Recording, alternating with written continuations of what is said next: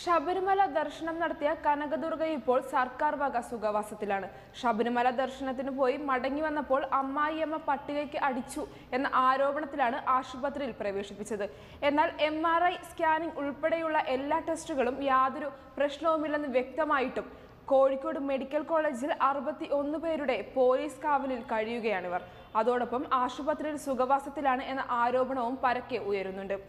ഇന്ന് അസ്ഥിരോഗ വിഭാഗത്തിലെ ഡോക്ടർമാരുടെ അഭിപ്രായം കൂടി തേടിയ ശേഷമാകും ചികിത്സയിൽ കഴിയുന്ന കനകദുർഗയെ ഡിസ്ചാർജ് ചെയ്യുന്ന കാര്യത്തിനെ പറ്റി ആലോചിക്കുകയെന്നാണ് അറിയാൻ കഴിയുന്നത്.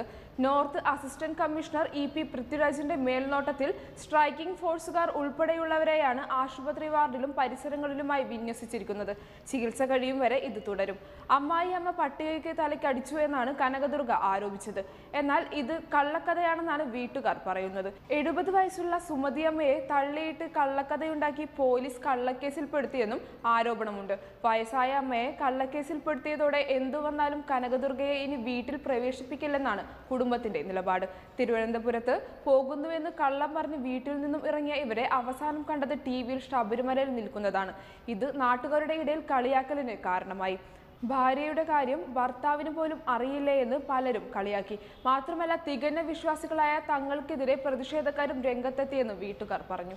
ഇതോടെയാണ് കുടുംബം ഒന്നാകെ ചേർന്ന് 1 മാസം കഴിഞ്ഞ് വീട്ടിലെത്തിയ കനകദുർഗയെ കയറ്റേണ്ടെന്ന തീരുമാനത്തിലെത്തിയത്. പട്ടിക കൊണ്ട് തലക്കടിയേറ്റെന്ന് പറഞ്ഞാണ് കനകദുർഗ കോഴിക്കോട് മെഡിക്കൽ കോളേജിൽ പ്രവേശിക്കപ്പെട്ടത്. എന്നാൽ ശബരിമല ദർശനം കഴിഞ്ഞ് തിരികെ വീട്ടിലെത്തിയ കനകദുർഗയെ തടഞ്ഞപ്പോൾ തന്നെ തള്ളി വീഴ്ത്തുകയായിരുന്നുവെന്ന് സുമതിയമ്മ പറയുന്നു. അതേസമയം പരിക്കില്ലെന്ന് കണ്ടതോടെ കേസ് നിലനിൽക്കില്ലെന്നും ഉറപ്പായിട്ടുണ്ട്. കൂടാതെ ദൃക്സാക്ഷികളും കനകദുർഗയ്ക്കെതിരാണ്.